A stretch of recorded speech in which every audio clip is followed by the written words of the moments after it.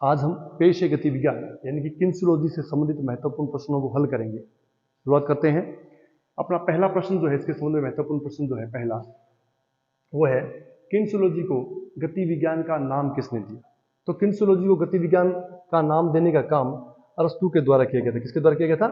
अरस्तु के द्वारा किया गया था। दूसरा प्रश्न बनता है कि पेश गति विज्ञान का जनक किसे कहा जाता है। तो पेश गति विज्ञान का जनक भी कौन है? अरस्तु। यानी कि इस विज्ञान का, पेश गति विज्ञान का जनक भी अरस्तु है, और इसे पेश गति विज्ञान देने का काम जो किसने किया था, जो वो भी अरस्तु के द्वारा किया गया था। तीसरा विकल्प है, एक क्वेश्चन अच्छा है कि किन्सियोलॉजी शब्द की उत्पत्ति किस भाषा से हुई है। किन्सियोलॉजी शब्द की उत्पत्ति किस भाषा से हुई है? तो भाषा है यूनानी, और ये दो शब्दों से मिलकर बना है। किन्सियोलॉजी जो शब्द है ये पूरा ये दो शब्दों से मिलकर बना है। ये है काइनन। क्या है? काइनन प्लस लोगस, ये दो शब्द थे। इन दोनों शब्दों से मिलकर किन्सियोलॉजी शब्द की उत्पत्ति हुई है, और ये जो शब्द थे दोनों, ये यूनानी भाषा के शब्द थे। अरस्तु की पुस्तकें, यहाँ कोई विकल्प नहीं दिया गया है, सिर्फ 3 पुस्तकों के नाम दिए गए हैं कि जानवरों यानी कि पशुओं का संचलन, या पशुओं का विकास, या पशुओं के अंग। ये 3 महत्वपूर्ण पुस्तकें हैं जिनके ऊपर भी प्रश्न आ चुके हैं, और ये तीनों पुस्तकें जो है इनका रचयिता कौन है? अरस्तु है। ये तीनों पुस्तकें किसकी हैं? अरस्तु की है। इसके बाद में पांचवा प्रश्न महत्वपूर्ण प्रश्न है। पांचवा प्रश्न थोड़ा सा गौर करने वाला प्रश्न है। पांचवा प्रश्न है कि पेश गति विज्ञान का पेश गति विज्ञान अध्ययन करता है। ये कहते हैं किसका अध्ययन करता है? जीव निर्जीव का गति का, या वनस्पति और पशुओं की गति का, या मानव की गति का, या ये कहता है तीनों इसके विकल्प सही हैं। इसके बारे में थोड़ा सा अपने खुल के बात करते हैं कि पेश गति विज्ञान, अगर यूं अपने कह दें कि गति का अध्ययन करने वाला विज्ञान, क्या कह दें? गति का अध्ययन करने वाला विज्ञान, तो ये गलत नहीं है, ये भी सही है कि गति का अध्ययन करता है। लेकिन दूसरा ये क्या कहता है, यानी कि धीरे धीरे क्या हुआ कि इसके जो विकल्प पूछे जाने लगे हैं एग्जाम्स के अंदर, वो थोड़े डीप पूछे जाने लगे हैं। तो इसके बाद जो पूछे जाने लगा वो था कि जीवित प्राणियों की, किसकी प्राणियों की? जीवित प्राणियों की। अब ये कहता है कि इसका कारण क्या हुआ, जीवित क्यों लिखा इसने? इसका मतलब ये है कि निर्जीव में कोई हलचल नहीं होती है, कोई गति नहीं होती है, और जब गति नहीं होती है तो किन्सियोलॉजी उसका अध्ययन नहीं करता है। कुल मिला के अगर गति है तो ही किन्सियोलॉजी उसका अध्ययन करेगा। तो जीवित प्राणियों की गति का, गति या गतिविधि कुछ भी बोल सकते हैं अपने, गति का अध्ययन करने वाला विज्ञान भी कौन सा है? पेश गति विज्ञान। अब इसको और गहराई से पूछा जाने लगा, तो अब कहते हैं किसकी? जीवित प्राणी तो बहुत है, लेकिन कौन सा प्राणी? तो ये कहते हैं मानव की गति का अध्ययन करने वाला विज्ञान। मानव की गति या गतिविधियों या गतिशील क्रियाओं का अध्ययन करने वाला विज्ञान जो है वो क्या कहलाता है? पेश गति विज्ञान कहलाता है। तो यहाँ जीव निर्जीव ये गलत होगा, पशु वनस्पति ये गलत होगा। यहाँ पर सही विकल्प है मानव, यानी कि मानव की गतियों का अध्ययन करने वाला जो विज्ञान है उसे पेश गति विज्ञान के नाम से जाना जाता है। इसी संबंध में एक प्रश्न अभी पंजाब 4 सितंबर 2022 में पंजाब के अंदर पेपर एग्जाम हुआ था, उसके अंदर प्रश्न पूछे गए थे। ये प्रश्न देखो आप, ये कहते हैं पेश गति विज्ञान का क्या अर्थ है? मानव शरीर की बनावट का अध्ययन करना, तो शरीर की बनावट का यह अध्ययन नहीं करता है। खेल चिकित्सा का अध्ययन करना, इसका अध्ययन नहीं करता है। मानव शरीर की क्रियाओं का अध्ययन करना, क्रियाओं, यहां इसने क्रिया दे दिया और यहां गतिविधि दे दिया, तो यहां पर यही विकल्प सही होगा, क्योंकि मानव शरीर की गतिविधियां यानी कि गतिशील क्रियाओं यानी कि गतियों का जो अध्ययन करने वाला विज्ञान है उसे ही पेश गति विज्ञान कहा गया है। इसके बाद में आता है बायोमैकेनिक्स। ये दोनों की तुलना करता है। यहां पर बताने वाली बात यह है कि मानव शरीर जो गति करता है उसका अध्ययन करता है किन्सियोलॉजी, और मानव शरीर के द्वारा लगाए गए बल से जब कोई उपकरण गति करता है तो उस उपकरण की गति का अध्ययन करने वाला जो विज्ञान है उसे कहते हैं बायोमैकेनिक्स। तो यहां आएगा उपकरण की गति का अध्ययन करने वाला विज्ञान बायोमैकेनिक्स कहलाता है। 8वां प्रश्न है, न्यून शक्ति अधिक परिणाम पर आधारित है। कौन सा? पेश गति विज्ञान, शरीर रचना विज्ञान, मनोविज्ञान, या तीनों विकल्प इसके सही हैं। तो न्यून शक्ति अधिक परिणाम, किन्सियोलॉजी का सबसे महत्वपूर्ण सिद्धांत यह है कि कम से कम बल लगा के अधिक से अधिक कार्य करना। यह सिद्धांत किन्सियोलॉजी का है। तो किसका है? न्यून शक्ति अधिक परिणाम पर आधारित जो विज्ञान है उसे कहते हैं पेश गति विज्ञान। किन्सियोलॉजी का मतलब ये होता है कि जैसे किसी भार को आप उठा रहे हो तो लीवर की मदद से उठा रहे हो, तो लीवर का मुख्य उद्देश्य क्या होता है कि कम से कम बल लगाना और अधिक से अधिक कार्य करना। तो किन्सियोलॉजी का मुख्य कार्य क्या है कि न्यून शक्ति अधिक परिणाम यानी कि कम बल लगाकर अधिक परिणाम प्राप्त करना ही किन्सिलोजी का महत्वपूर्ण सिद्धांत है। इसके बाद प्रश्न आता है 9वां प्रश्न कि पेशीय संकुचन की अवधारणा का प्रतिपादन किसने किया था। हालांकि ये प्रश्न थोड़ा सा अलग है, लेकिन फिर भी महत्वपूर्ण प्रश्न इसलिए से इसमें डाल दिया गया है।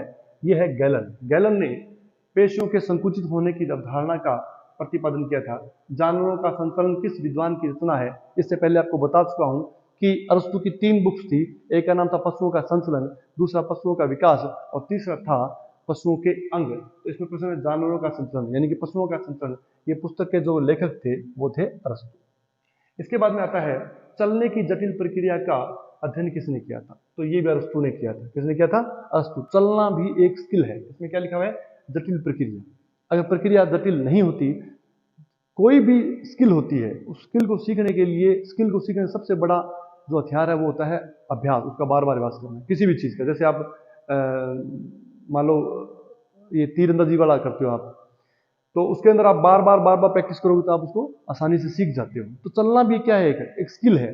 बच्चा नहीं सीख पाता है, इसलिए क्या करता है? बच्चा खड़ा होता है, गिर जाता है, फिर धीरे धीरे चलना सीखता है और चलते चलते गिर जाता है और एक समय ऐसा आता है कि वो चलना सीख जाता है, फिर दौड़ना सीख जाता है। यानी कि चलना भी एक जटिल प्रक्रिया थी और इस प्रक्रिया का अध्ययन करने वाला जो विद्वान था वो कौन था? अरस्तु था। अब ये कहता है कि गामक कौशल तथा गतिज कौशल को समझकर प्रभावी गति प्राप्त कर श्रेष्ठ प्रदर्शन योग्य बनाता है। कौन बनाता है? ये कहता है कि हम स्किल को करेंगे और किस प्रकार करेंगे कि कम बल से अधिक कार्य किया जा सके और हम उसकी प्रभावपूर्ण तरीके से उसको कर पाए। ये काम कौन करता है? ये गति नहीं करती है, बल नहीं करता है, संतुलन नहीं करता है, लेकिन किसके माध्यम से किया जाता है? पेशीय गति विज्ञान के माध्यम से किया जाता है। इस विषय पर अगला जो टॉपिक अपने करने वाले हैं वो टॉपिक आप देखिए, गति। ये अपना टॉपिक है गति। सबको पता है कि गति के बारे में जिसने अपने अपने विचार रखे हैं उनके बारे में देखो। गति के नियमों का प्रतिपादन किसने किया था? गति के नियमों का प्रतिपादन, ये बहुत सामान्य प्रश्न है, बहुत बार आ चुका है। तो न्यूटन ने किया था। किसने किया था? न्यूटन ने। प्रिंसिपिया नामक पुस्तक की रचना किसने की थी? तो 1687 के लगभग एक बुक आई थी जिसका नाम था प्रिंसिपिया। क्या नाम था इसका? प्रिंसिपिया। और इस प्रिंसिपिया के जो रचयिता थे, रचनाकार थे, जिनको लिखा था वो था न्यूटन। और न्यूटन ने इस पुस्तक के अंदर क्या किया था कि गति के नियमों का प्रतिपादन किया था। वो पुस्तक का नाम था प्रिंसिपिया। इसके बाद में तीसरा प्रश्न, 15वां प्रश्न आता है जड़त्व का गुण नहीं है। जड़त्व का गुण नहीं है। जड़त्व के बारे में पहले अपने बात करेंगे कि जड़त्व क्या है।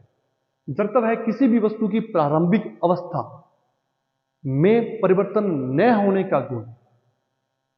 किसी भी वस्तु की या किसी भी व्यक्ति की या किसी भी जीव की प्रारंभिक अवस्था में परिवर्तन नहीं होने का जो गुण होता है, जो प्रकृति होती है, उसे बोलते हैं जड़त्व।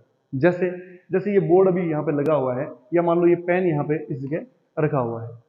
ये पेन तब तक नहीं हिलेगा जब तक इस पे बल नहीं लगेगा। क्यों? क्योंकि इसका जड़त्व का गुण क्या है? ये हिलना नहीं चाहता। ये पेन क्या है? हिलना नहीं चाहता है। यानी कि ये अपनी प्रारंभिक अवस्था में बना रहना चाहता है। प्रारंभिक अवस्था का मतलब कैसे हो गया? जैसे मान लो कोई चीज गतिशील है, अपने उसको देखा, अपने वो देख रहे हैं उसको, वस्तु को, वो गतिशील है। इसका मतलब क्या होगा? उसका प्रारंभिक स्थिति क्या है? इसकी प्रारंभिक अवस्था क्या है? गतिशील। कोई वस्तु रुकी हुई है, उसकी प्रारंभिक अवस्था क्या होगी? गतिहीन, यानी कि रुकी अवस्था में, विरामावस्था में होगी। तो इस प्रकार से जो जड़त्व के गुण हैं, जड़त्व के गुणों को 3 भागों में बांटा गया। एक बार थोड़ा सा अपने इसको करेंगे। जड़त्व के गुण, जड़त्व के गुण 3 हैं। कौन कौन से? एक तो होता है विराम का गुण। कौन सा होता है? विराम का जड़त्व या विराम का गुण। दूसरा जो होता है इसे बोलते हैं गतिशीलता का गुण। क्या होता है? गतिशीलता का गुण। और तीसरा होता है दिशा का जड़त्व। क्या होता है? दिशा का जड़त्व। वैसे महत्वपूर्ण 2 ही होते हैं ये, पहले 2 विराम और गतिशीलता, लेकिन तीसरा भी बताया जाता है। तो इसके बारे में अपने पढ़ते हैं कि जड़त्व का गुण क्या है। जड़त्व का गुण क्या है कि 3 कंडीशन है इनकी। ये कहता है कि वस्तु जो विराम है वो विराम रहना चाहती है। उसकी विराम, पहले प्रारंभिक अवस्था क्या है वस्तु की? विराम है। जैसे मान लो पानी की कोई बोतल पड़ी है और वो टेबल पे रखी हुई है, उस बोतल, वो बोतल का प्रारंभिक अवस्था क्या है? कि विराम अवस्था में पड़ी है, अब वो हिलना नहीं चाहती है। ये जड़त्व है। आपने देखा कि कोई ट्रेन चल रही है, अब वो ट्रेन चल रही है, ट्रेन चलती है, तो ये कहता है, ये नियम कहता है कि वो ट्रेन रुकना नहीं चाहती है। वो अपनी प्रारंभिक अवस्था यानी गतिशीलता में रहना चाहती है, ये जड़त्व का गुण है। और तीसरा ये कहते हैं दिशा का जड़त्व। जब भी कोई वस्तु गतिशील होती है तो उसकी दिशा में परिवर्तन करने के लिए भी बल की आवश्यकता पड़ती है, अन्यथा वो दिशा परिवर्तन भी नहीं करना चाहती। ये दिशा का जड़त्व है। तो जड़त्व के गुण कितने प्रकार के हो गए? 3 प्रकार के। यदि कोई वस्तु गतिशील है तो गतिशील रहना चाहती है, विराम है तो विराम रहना चाहती है, और दिशा लगातार एक दिशा में जा रही है तो वो दिशा बदलना नहीं चाहती है। अगर अपने इन तीनों के जड़त्व में परिवर्तन करना चाहते हैं तब बल की आवश्यकता पड़ती है। इसलिए तो कहा जाता है यदि कोई वस्तु विराम अवस्था में है तो उसे गतिशील करने के लिए क्या करना पड़ेगा? बल लगाना पड़ेगा। यदि कोई वस्तु गतिशील है तो उसे विराम लाने के लिए, विरामावस्था में लाने के लिए बल लगाना पड़ेगा। और यदि कोई वस्तु गतिशील है तो उसकी दिशा में परिवर्तन करने के लिए बल लगाना पड़ेगा। यानी बल के बिना जड़त्व में परिवर्तन संभव नहीं है। तो यहाँ प्रश्न था अपना, जड़त्व का गुण नहीं है, विराम का गुण जड़त्व का गुण है। क्वेश्चन है नहीं है, ये अपने को ध्यान देना है, प्रश्नों को ध्यान से पढ़ना है। विराम इसका गुण आपको बताया था, उसके बाद में आ गया गति भी बताया था, दिशा परिवर्तन भी बताया था। संतुलन जो है ये जड़त्व का गुण नहीं है। उसके बाद में आते हैं नेक्स्ट 16वां प्रश्न कि वस्तु जिस अवस्था में है उसी अवस्था में रहती है जब तक उस पर कोई बाह्य बल कार्य नहीं करता है। यह व्याख्या कौन सा नियम करता है? तो कौन सा करता है? ये जड़त्व का नियम। ये पहला जो नियम है न्यूटन का, वह इसकी व्याख्या करता है कि जो अगर कोई वस्तु उसी जिस अवस्था में उसी में रहना चाहती है तो इसकी व्याख्या जड़त्व का नियम करता है। अगला प्रश्न देखते हैं, गति के तीसरे नियम को किस नाम से जाना जाता है?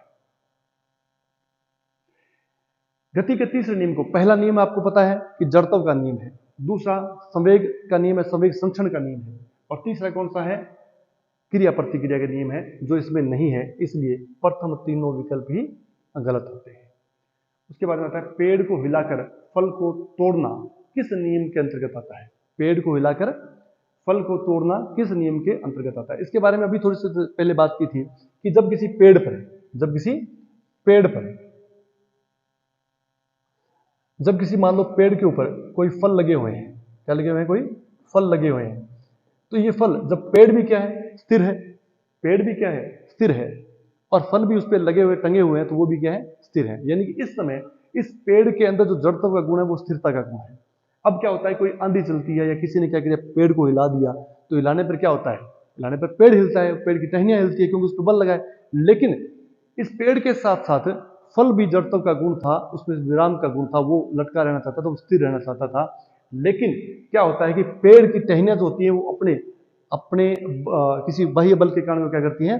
हिलती रहती हैं, और हिलने के कारण क्या होता है कि जो सेब या जो भी फल लटका होता है वो वहीं रहना चाहता है, और वहीं रहने के कारण वो उससे, जैसे ये लटका हुआ है तो जैसे बल लगा टहनी दूर चली जाती है और फल वहीं रह जाता है, इसीलिए फल टूट कर नीचे गिर जाता है। तो इसके अंदर आता है कि पेड़ को हिलाकर फल तोड़ना, पेड़ को हिलाकर फल तोड़ना किस नियम के अंतर्गत आता है? तो ये पहले जड़त्व के नियम के अंतर्गत आता है। इसके बाद में महत्वपूर्ण प्रश्न अपने करते हैं नेक्स्ट 19वां। देखिए, वस्तु की प्रारंभिक अवस्था में परिवर्तन को गति के किस नियम में स्पष्ट किया गया है? प्रारंभिक अवस्था में परिवर्तन, प्रारंभिक अवस्था आपको बताई थी 3, विराम, गतिशील और दिशा परिवर्तन।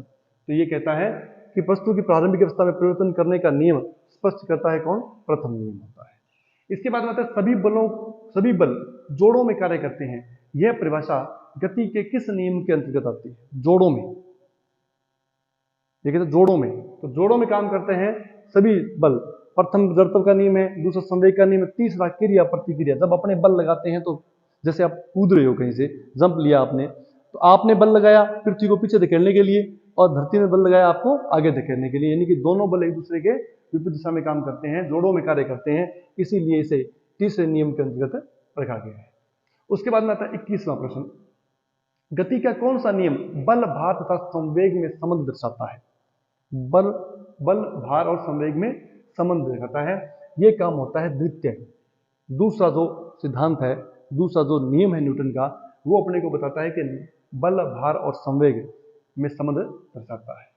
उसके बाद आता है 22वां, सड़क पर गहरे मोड़ पर गाड़ी को मोड़ने पर चालक बाहर की ओर गति करता है, किस नियम के अंतर्गत आता है? मान लो कोई ट्रेन या कोई गाड़ी है, वो सड़क पर यूं मुड़ती है, जैसे ये थी और यहाँ पर मूर्ति है, तो मूर्ति तो आपने देखा होगा कि गाड़ी तो मुड़ जाती है, लेकिन ड्राइवर या उसके अंदर जो बैठी सवारी होती है वो बाहर की ओर धक्का खाती है, बाहर की ओर अपने आप को धकेलती है। वैसे ये अभिकेंद्री अपकेंद्री बल के अंतर्गत आता है। लेकिन ये कहता है कि जब गाड़ी यहाँ पे मुड़ी तो गाड़ी तो मुड़ गई, लेकिन व्यक्ति सीधा गति करना चाहता था, वो अपनी दिशा परिवर्तित नहीं करना चाहता था। ये नियम किसके अंतर्गत आता है? तो ये न्यूटन के प्रथम नियम के अंतर्गत आता है। उसके बाद आता है कि न्यूटन के किस नियम की पालना के लिए फुटबॉल के गोल पोस्ट में नेट लगाए जाते हैं? न्यूटन की किस नियम की पालना के लिए फुटबॉल के गोल पोस्ट में नेट लगाए जाते हैं? ये अपने खेलों की दृष्टि से महत्वपूर्ण प्रश्न है अपने। इसमें क्या होता है कि जैसे नेट लगा दिया, अगर नेट, एक आपने सुना होगा संवेग संरक्षण, हालांकि वो नियम तो तीसरा है, दूसरा नियम है संवेग संरक्षण, उसके बारे में थोड़ा सा आपको बताना चाहूंगा मैं संवेग संरक्षण के बारे में। ये कहता है कि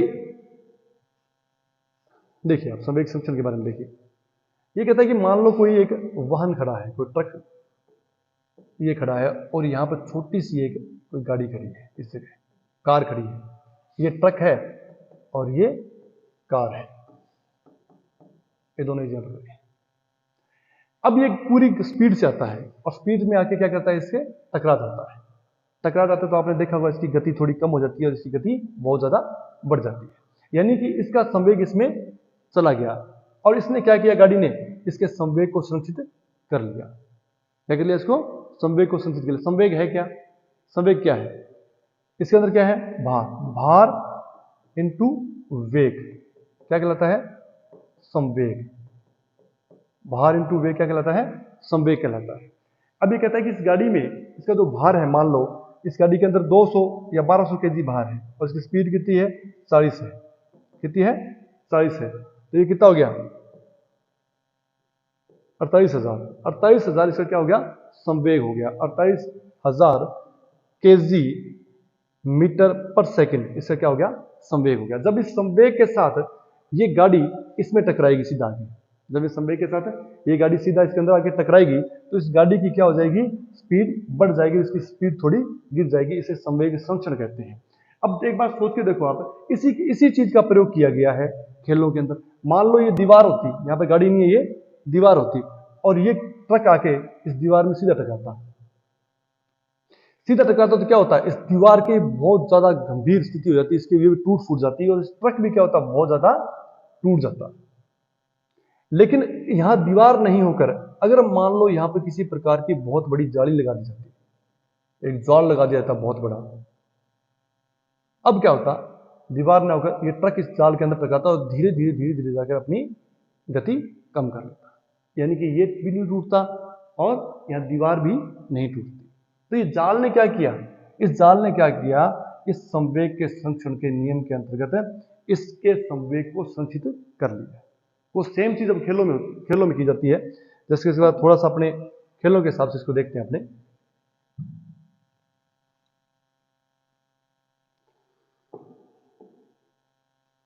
तो खेल के हिसाब से देखते हैं एक बार। अब यही क्या होता है? यही खेलों में होता है, यही खेलों में होता है। जैसे देखो आप, फुटबॉल के अंदर नेट लगाया जाता है। अगर नेट नहीं होता, उसकी जगह नेट की जगह अगर दीवार होती तो क्या होता? बॉल फुटबॉल के टकराती, मान लो गोल पोस्ट के अंदर दीवार खींच दी जाती तो बॉल उसके टकराती तो बॉल भी फटती और धीरे धीरे दीवार भी टूटती। तो इनसे बचने के लिए, इक्विपमेंट को बचाने के लिए, इक्विपमेंट को खराब होने से बचाने के लिए क्या लगा दिया? नेट लगा दिया। ग्राउंड के अंदर क्या लगा दिया? गोल पोस्ट में नेट लगा दिया। अब जैसे ही क्या होता है कि जैसे नेट है और ये गोल पोस्ट है, जैसे ही बॉल क्या करती है? इस नेट के टकराती है, नेट क्या करता है? इसके साथ थोड़ी देर के लिए पीछे की ओर चला जाता है और इसके संवेग को सुरक्षित कर लेता है। परिणाम स्वरूप ना तो बॉल टूटती है और ना ही ज्यादा नेट को नुकसान पहुंचता है। यानी कि खेलों के अंदर अगर इस प्रकार की गतिविधि की जाती है, अपने क्वेश्चन था कि न्यूटन के किस नियम के पालना के लिए फुटबॉल में गोल पोस्ट लगाया जाता है? गोल पोस्ट लगाया जाता है। तो कौन से नियम के अंतर्गत लगाया जाता है? कौन से नियम के अंतर्गत लगाया जाता है इसको? कौन सा नियम मानेंगे इसके अंदर? इसका होता है द्वितीय संवेग संरक्षण के नियम के अंतर्गत फुटबॉल के ग्राउंड के अंदर, फुटबॉल के गोल पोस्ट के अंदर हमेशा नेट लगाया जाता है। इसके बाद आ जाओ आप दूसरा प्रश्न। किसी वस्तु के द्रव्यमान तथा वेग के गुणनफल को क्या कहते हैं? अभी आपको बताया था द्रव्यमान मतलब भार। यहाँ अपने भार भी इसको लिख सकते हैं भार, भार तथा वेग के गुणनफल को क्या बोलते हैं? संवेग बोलते हैं। देखिए धावक का स्टार्टिंग ब्लॉक से निकलना गति के किस नियम के अंतर्गत आता है? धावक का स्टार्टिंग ब्लॉक से निकलना, स्टार्टिंग ब्लॉक खिलाड़ी को अच्छे घर्षण के लिए दिया जाता है ताकि उसको सपोर्ट मिल सके। जितना ज्यादा घर्षण मिलेगा खिलाड़ी उतना अच्छा स्टार्ट ले सकता है। तो खिलाड़ी क्या करता है, उस जो अपनी जमीन के साथ फिक्स किया जाता है स्टार्टिंग ब्लॉक, उसको पीछे की ओर धकेलता है और स्टार्टिंग ब्लॉक क्या करता है, उसको आगे की ओर धकेलता है। तो खिलाड़ी ने क्या किया, पीछे बल लगाया और स्टार्टिंग ब्लॉक ने क्या किया, आगे की ओर से खिलाड़ी को फेंक दिया। यानी क्रिया प्रतिक्रिया नियम के अंतर्गत आता है। इसके बाद में आता है लॉन्ग जंप में लैंडिंग पिट पर गिरने से खिलाड़ी को चोट नहीं आती है। वो सेम वही कहानी है नेट वाली। इसका प्रयोग खेलों में बहुत ज्यादा किया गया। जैसे खिलाड़ी आएगा, खिलाड़ी आते क्या करता है, ये जैसे गद्दा पड़ा है, लैंडिंग पिट आपको बता दिया, हाई जंप या पोल वाल्ट की लैंडिंग पिट पड़ी है। खिलाड़ी आएगा, इसके ऊपर गिरेगा और गिरते ही क्या करता है, वो थोड़ी दूर गद्दे के साथ अंदर की ओर धंस जाता है। गद्दा उसे अपने अंदर थोड़ी दूर खींच लेता है ताकि उसके चोट नहीं लगे। यानी कि ये भी संवेग संरक्षण का नियम है। अगर मान लो दीवार का जमीन होती और जमीन पे खिलाड़ी गिरता तो उसका संवेग एकदम शून्य हो जाता। एकदम शून्य होने से क्या होती है, चोट लगती है।